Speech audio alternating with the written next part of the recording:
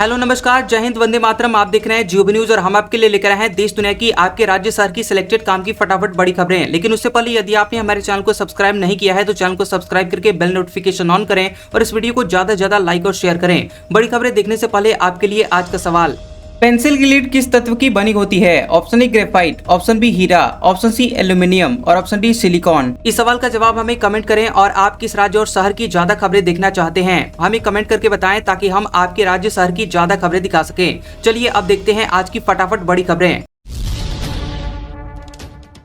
Punjab border से पाकिस्तानी घुसपैठिया हुआ arrest, PM Modi ने रक्षा सचिव से की मुलाकात, पाकिस्तान का दावा, भारत की रक्षा से जुड़ी हुई वेबसाइट हैक की।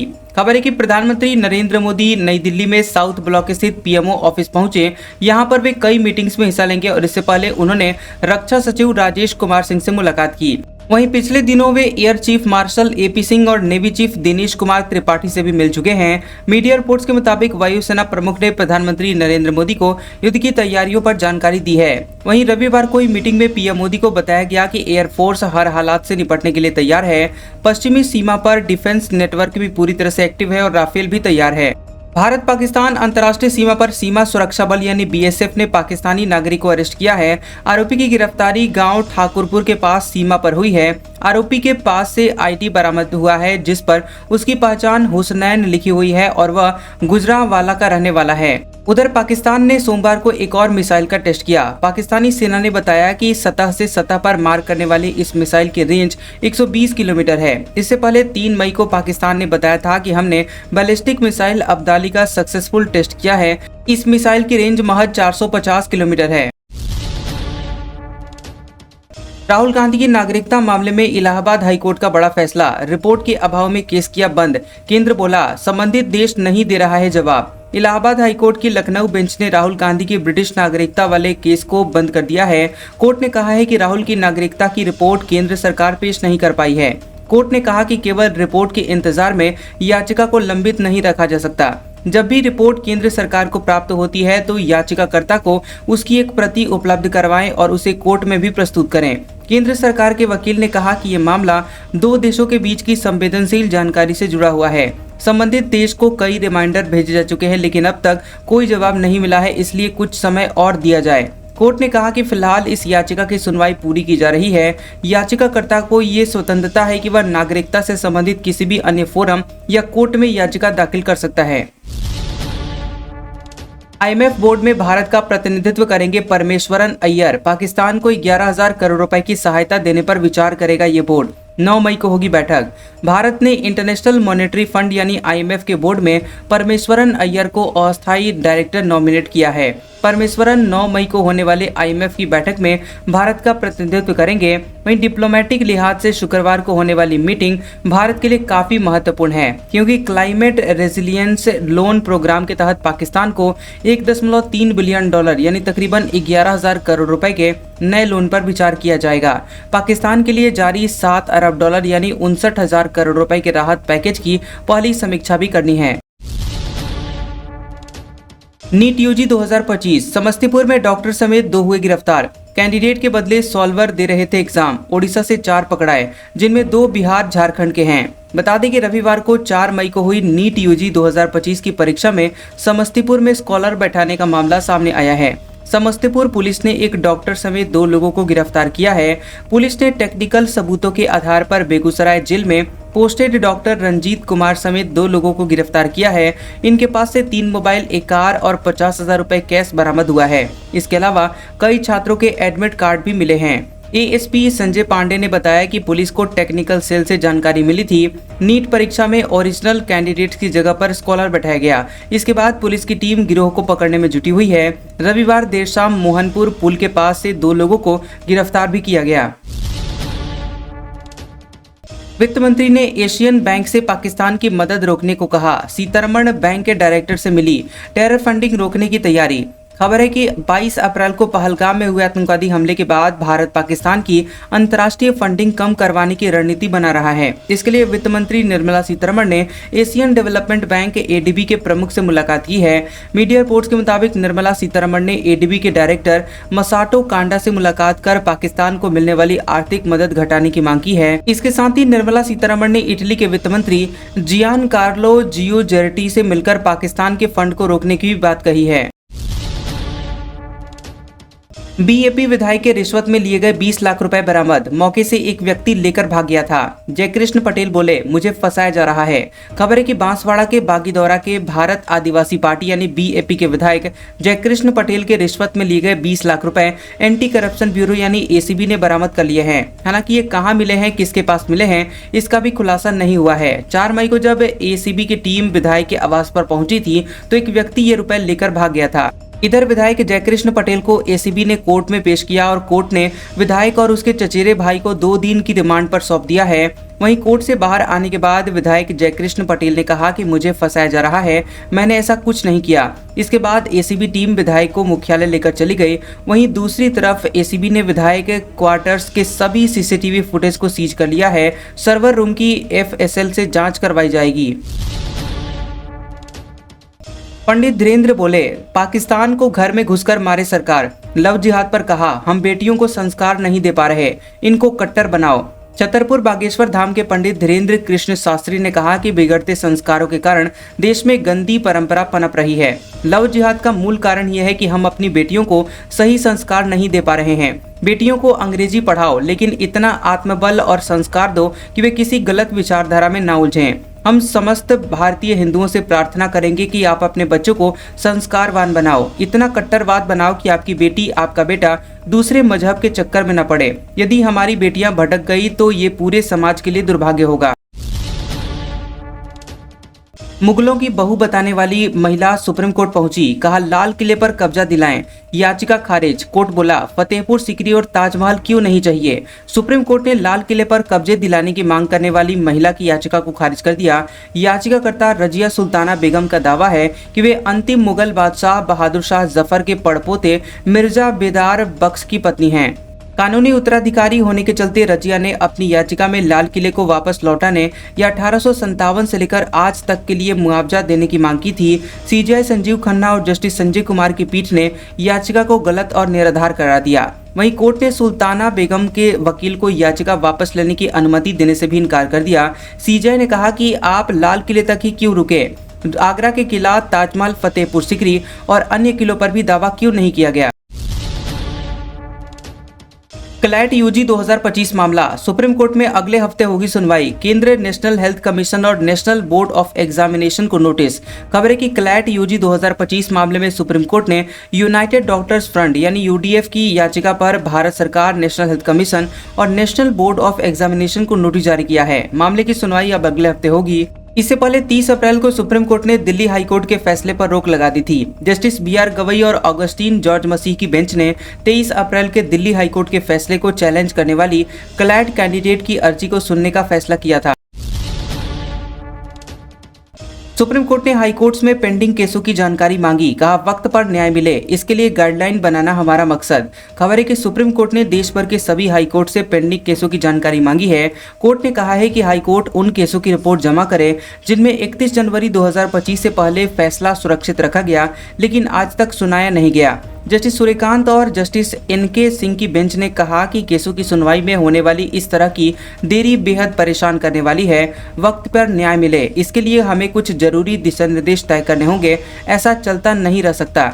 सुप्रीम कोर्ट ने यह आदेश एक रीट याचिका पर सुनवाई के दौरान दिया जिसमें 4 दोषियों ने शिकायत की थी कि उनकी आपराधिक अपीलों पर झारखंड हाईकोर्ट ने 2022 में फैसला सुरक्षित रखा था लेकिन अब तक फाइनल सुनवाई नहीं हुई।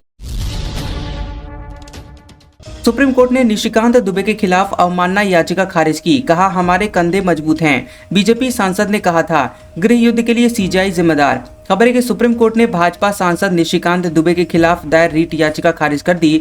याचिका में सुप्रीम कोर्ट और सीजेआई संजीव खन्ना पर अपमानजनक टिप्पणी करने के लिए दुबे पर अवमानना कार्यवाही की मांग की गई थी। सीजेआई ने कहा कि हमारे कंधे मजबूत हैं, हम याचिका पर विचार नहीं करना चाहते हैं। बेंच ने याचिकाकर्ता विशाल तिवारी की दलीलों पर कहा कि हम फिलहाल कोई दलील या बहस नहीं सुनना चाहते हैं, लेकिन हम एक शॉर्ट ऑर्डर पास करेंगे।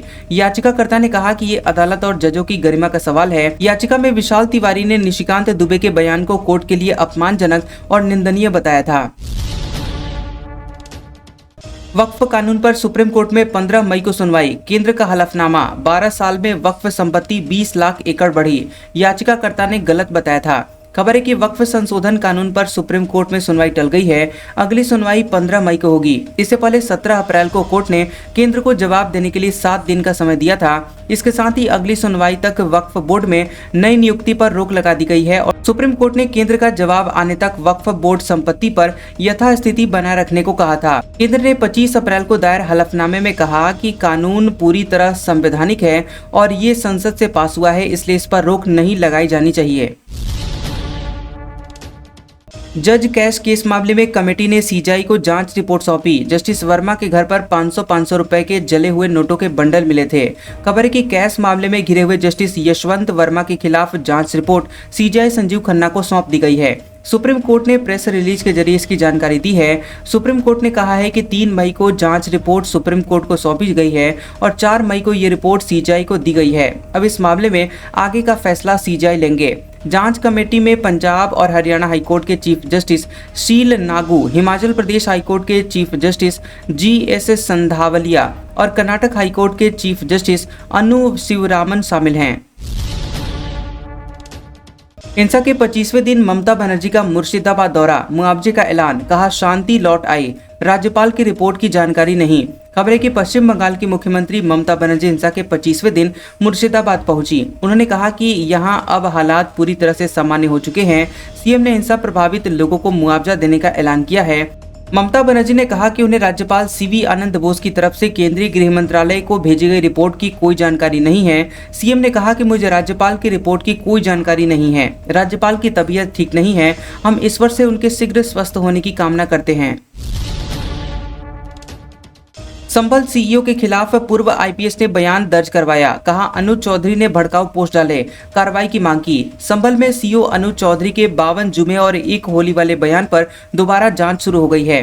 पूर्व IPS अमिताभ ठाकुर मामले में अपना बयान दर्ज करवाने के लिए संभल SSP ऑफिस पहुंचे। अमिताभ ने 6 बिंदुओं पर अपने बयान दर्ज करवाए हैं। CEO अनुज चौधरी के खिलाफ कार्रवाई की मांग की गई है। बता दें कि विवादित बयान मामले में प्रारंभिक जांच में CEO चौधरी को क्लीन चिट मिल गई थी, लेकिन अमिताभ ठाकुर की आपत्ति के बाद शासन ने CEO अनुज चौधरी की क्लीन चिट रद्द कर नई जांच के आदेश दिए थे।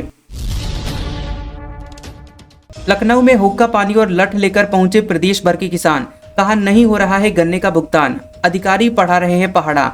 खबर है कि लखनऊ में भारतीय किसान यूनियन और राजनीतिक से जुड़े हुए किसानों ने 3 जगहों पर विरोध प्रदर्शन किया। लखनऊ समेत प्रदेश के विभिन्न जनपदों से आए किसानों ने गन्ना भुगतान की मांग की और गुस्साए किसानों ने खनन निदेशालय, चकबंदी आयोग और चीनी एवं गन्ना आयुक्त निदेशालय का घेराव किया। किसान हुक्का पानी, राशन और लठ लेकर पहुंचे। गन्ना संस्थान पर प्रदर्शन कर रहे किसानों ने अपनी मांगों को लेकर जमकर नारेबाजी की। युवा मोर्चे के प्रदेश अध्यक्ष चौधरी दिगंबर सिंह ने कहा कि ये सरकार किसानों को गुमराह कर रही है। लंबे समय से हम लोगों का भुगतान नहीं हो पा रहा है। पूरे प्रदेश का किसान नाराज है। जाति जनगणना से विपरीत है बीजेपी का DNA। कांग्रेस नेता रणदीप सुरजेवाला बोले, पहलगाम हमले पर हम सरकार के साथ हैं। कांग्रेस नेता रणदीप सिंह सुरजेवाला ने प्रेस कॉन्फ्रेंस में कहा कि जाति जनगणना वक्त की मांग है। सामाजिक न्याय और जातिगत जनगणना एक ही सिक्के के 2 पहलू हैं। बीजेपी का DNA ही जाति जनगणना के विपरीत है। बता दें कि बीजेपी के लिए ये वोट बैंक की राजनीति है और हमारे लिए ये सामाजिक बदलाव है। अब आप जिंदगी के बदलाव को लेकर राजनीति करते हैं तो आप कभी उसे लागू नहीं कर पाते। सदाकत आश्रम में कांग्रेस की ओर से प्रेस कॉन्फ्रेंस का आयोजन किया गया था। पहलगाम हमले पर कांग्रेस नेता ने कहा कि आतंकवाद का सिर कुचला जाना चाहिए। पाकिस्तान को जबरदस्त जवाब देना जरूरी है। उनको ऐसी सजा देनी चाहिए कि हर कोई कांप जाए। कांग्रेस सरकार के साथ है, लेकिन कुछ मंथन सरकार को करना चाहिए जिससे आगे इस तरह के हमले नहीं हो। बृजमोहन बोले, सरकारी कार्डियक इंस्टीट्यूट में हार्ट सर्जरी बंद, मरीज परेशान। सांसद का सीएम को पत्र लिखा, मरीजों को सिर्फ तारीख मिल रही है, निजी अस्पताल लूट रहे हैं। बता दें कि रायपुर से भाजपा के सीनियर सांसद बृजमोहन अग्रवाल ने सीएम विष्णुदेव साय और स्वास्थ्य मंत्री श्याम बिहारी जायसवाल को पत्र लिखा है। सांसद अग्रवाल ने रायपुर में सरकारी कार्डियक इंस्टीट्यूट में हार्ट सर्जरी नहीं होने पर चिंता जताई। सांसद ने अपने आधिकारिक बयान में कहा कि मरीजों को सिर्फ तारीख पर तारीख मिल रही है। चिट्ठी में सांसद ने लिखा कि यह दुख का विषय है कि समय समय पर निर्देश और प्रयासों के बावजूद इस महत्वपूर्ण संस्थान में सर्जरी की सेवाएं बंद पड़ी हैं, जिस कारण से प्रदेश की गरीब जनता इलाज से वंचित है और निजी अस्पतालों की लूट का शिकार होने को मजबूर है। प्रदीप मिश्रा बोले, बेटियों बाइक सुधारने वालों से सावधान रहना, 10 रुपए की चाउमीन खिलाकर और बॉडी दिखाकर फंसाएंगे, पाकिस्तान से बदला लिया जाएगा। जयपुर में कथावाचक प्रदीप मिश्रा ने लव जिहाद, पाकिस्तान समेत कई मुद्दों पर खुलकर बात की। उन्होंने कहा कि कन्यादान का मौका भगवान उसी को देता है जो हिम्मत वाले होते हैं। कई सारे यज्ञ अनुष्ठान किए हों, किस्मत वाले होते हैं जिनके घर में बेटियां जन्म लेती हैं। माता पिता बेटी का कन्यादान कर देते हैं, उन्हें पिंडदान की जरूरत नहीं पड़ती। इसलिए बेटियों से निवेदन है कि ऐसे मोटरसाइकिल सुधारने वालों से सावधान रहना। दूसरों का पेट्रोल डलवाकर, गाड़ी से एक्शन दिखाकर, 10 रुपए की चाउमीन खिलाकर तुम्हें फंसाने का प्रयास करेंगे। विद्याधर नगर में महाविष्णु पुराण के चौथे दिन प्रदीप मिश्रा ने कहा कि बेटियां लव जिहाद से सावधान रहना और अपने माँ बाप को कन्यादान का मौका देना, इससे आपके जीवन की सार्थकता होगी। थोड़ी सी बॉडी और फैशन देखा, 10-20 बार तुम्हारे मोबाइल में 60-60 रुपए का बैलेंस डलवा दिया, उतने में तुम उसके लिए कहने लग जाती हो, तुम्हारे बिना चैन आता नहीं, तेरे सिवा और कोई भाता नहीं है। जयपुर के बीच जंगल के 2500 पेड़ काटे जाएंगे, मॉल और फिनटेक पार्क के लिए पक्षियों का आशियाना टूटेगा, प्रदर्शन कर रहे लोगों को पकड़ रही है पुलिस। जयपुर में फिनटेक पार्क, मॉल और रेजिडेंशियल स्पेस बनाने के लिए जंगल के 2500 पेड़ काटे जाएंगे। इनमें बड़ी संख्या में खेजड़ी के पेड़ भी शामिल हैं। यहाँ पर लोग लगातार विरोध प्रदर्शन कर रहे हैं। लोगों ने तारों की कुंट इलाके के तरु छाया नगर में डोल का बाढ़ वन क्षेत्र के बाहर प्रदर्शन किया। लोगों ने काली पट्टी बांधकर फिनटेक पार्क बनाए जाने और एक दिन पहले कार्यकर्ताओं को पुलिस के पकड़ने का विरोध किया। दरअसल जयपुर में एयरपोर्ट के पास तारों की कूट इलाके में डोल का बाढ़ क्षेत्र में रीको की ओर से फिनटेक पार्क और पीएम यूनिटी मॉल बनाए जाना प्रस्तावित है। पीएम यूनिटी मॉल के निर्माण के लिए टेंडर जारी हो चुके हैं। रीको की ओर से 17 जनवरी को 170 करोड़ रुपए में इस कार्य के लिए टेंडर जारी किया गया है और इसके लिए 540 दिन में काम पूरा करने का लक्ष्य रखा गया है और कुछ दिन पहले यहां पर टीन शेड लगाने का काम भी शुरू हो गया है। वहीं टेंडर जारी होने के बाद ढोल का बाढ़ संघर्ष समिति और स्थानीय लोग लगातार प्रदर्शन कर रहे हैं। हॉलीवुड को बचाने के लिए ट्रंप का बड़ा कदम, विदेशी फिल्मों पर लगाया 100% टैरिफ, कहा मर रहा है हॉलीवुड, इसे बचाना जरूरी।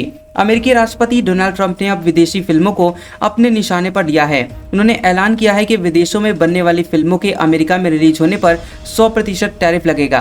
ट्रंप ने अपने social media platform truth social पर पोस्ट करके बताया कि उन्होंने अमेरिकी वाणिज्य विभाग को इसके लिए आदेश भी दे दिए हैं। ट्रंप ने आरोप लगाया कि विदेशों में बनी हुई फिल्में अमेरिका में प्रोपागेंडा फैला सकती हैं और उन्होंने इसे अमेरिका की राष्ट्रीय सुरक्षा के लिए खतरा बताया है। आज का सुविचार, किसी अवसर की प्रतीक्षा में मत बैठो, यह आज का दिन जो आपको बड़ी किस्मत से मिला है, यही आपका अवसर है, इसे जाया न करो। कैसा लगा ये वीडियो हमें कमेंट सेक्शन में जरूर बताएं। वीडियो पसंद आया हो तो वीडियो को लाइक और शेयर करें और ऐसी इंटरेस्टिंग वीडियोस देखने के लिए हमारे चैनल GOB न्यूज को सब्सक्राइब करें और बेल आइकॉन को दबाएं। और हमारे ओल्ड और लेटेस्ट वीडियोस देखने के लिए हमारे प्लेलिस्ट और कम्युनिटी टैब को जरूर चेक करें। तो मिलते हैं अगले वीडियो में, तब तक के लिए आपका शुक्रिया।